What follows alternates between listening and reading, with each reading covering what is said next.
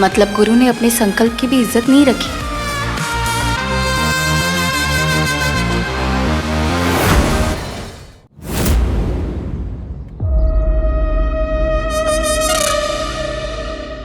गुरु भैया हमें माफ कर दीजिए, बस एक मौका दे दीजिए।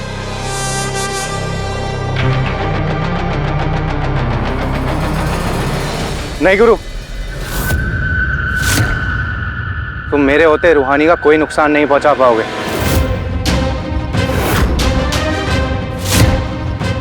सब जानता हूं मैं कैसे तुमने और तुम्हारे बाहुबली परिवार ने रूहानी को अपनी हवेली में कैद कर रखा है।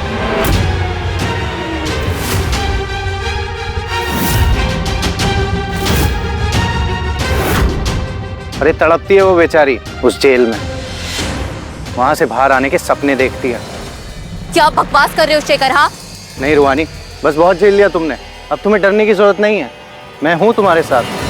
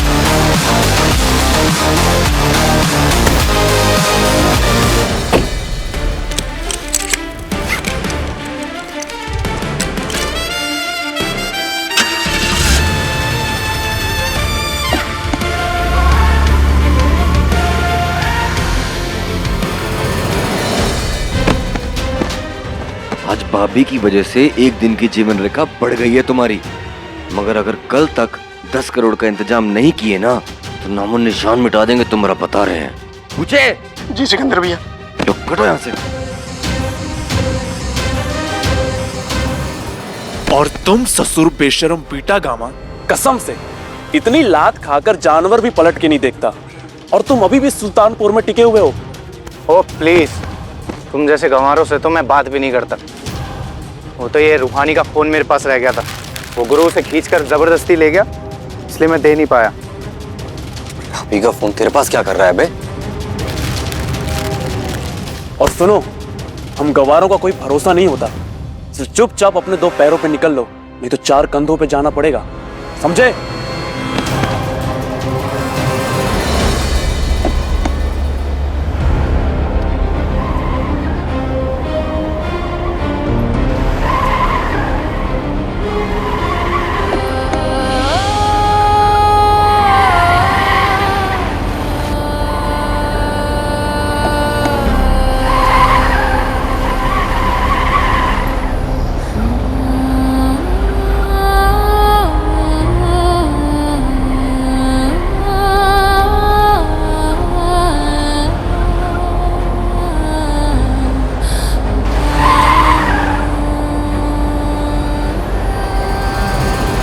बहू को संभालना तो तुम्हारा काम है ना, कि ये काम भी अब हम ही करें।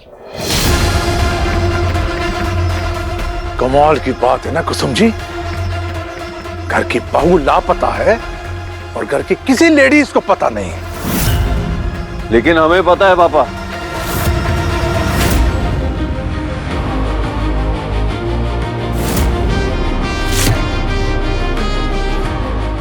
ये लीजिए दादी, आपकी अपराधी।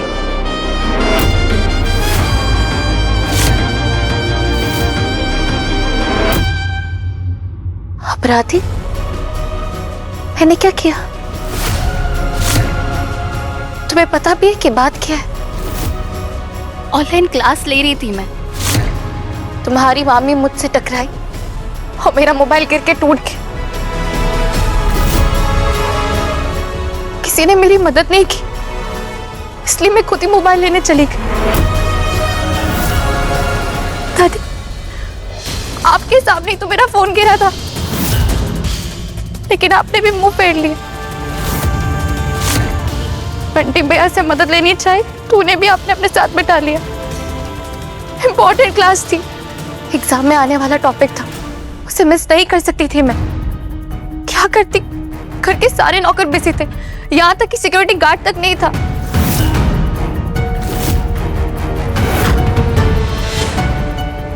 खुद ही मोबाइल रिपेयर करवाने जाना पड़ा। मोबाइल शॉप पर लैंडलाइन से पागलों की तरह गुरु को, सिकंदर भैया, बब्बन भैया को सबको कॉल करती रही, लेकिन किसी ने मेरा फोन नहीं उठाया। कौन है बे?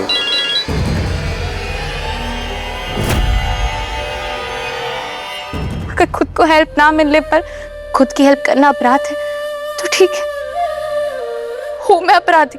आपको जो सजा देनी है आप मुझे दे दीजिए। ये लड़की सही कह रही है अम्मा। नागेश्वर, तुमने हमें कमान सौंपी है इन घर की औरतों की, तो उससे लगाम लगाने की जिम्मेदारी भी तो हमारी है ना। और हम कोई अंतर्यामी तो है नहीं जो हमें पता चले कि बहुरिया का फोन टूट गया है। और रहा सवाल बंटी का, तो बंटी को हमने इसलिए साथ में बिठाया था ताकि वो उन कागजों पे हमारा अंगूठा ले सके जो तुम छोड़कर गए थे। और अगर ये कहती है कि हमने इसकी मदद नहीं की, तो पूछो इससे, क्या इसने एक बार भी हमसे मदद मांगी?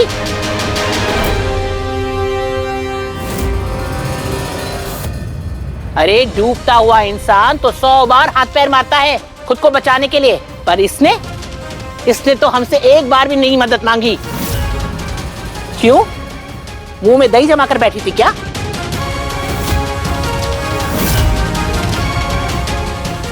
तुम बताओ, क्या हम हमारी बहुओं के दुश्मन हैं? अगर हमारी शक्ति इन्हें इतनी अखरती है ना, तो इन्हें मालूम होना चाहिए कि ये भी इनकी सुरक्षा के लिए है। अरे किसने मना किया है घर से बाहर जाने के लिए? अगर गुरु नहीं था, घर के सारे नौकर चाकर व्यस्त थे, तो हम तो थे घर में। हमसे आकर कहती, हम चल देते साथ। मगर नहीं, इन्हें तो अपनी नाक प्यारी है। एक बात याद रहे बहुरिया, ये राजेंद्र साय का घर नहीं है, नागेश्वर चौधरी की बड़ी कोठी है। यहाँ के नियम पत्थर की लकीर होते हैं, समझी?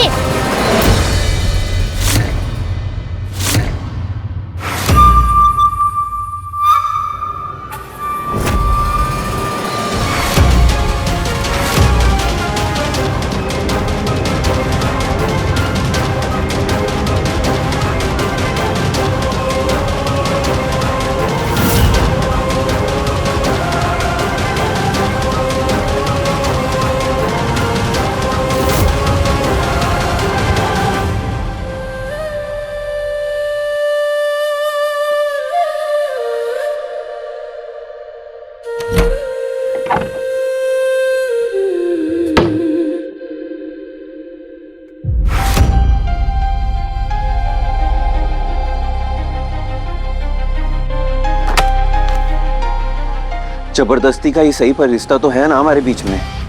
इस घर की बहू तो हो तुम। अकेले ऐसे घर छोड़ के नहीं जाना चाहिए था तुमको कंपाउंडर। जानकर भी अनजान बन रही हो तुम।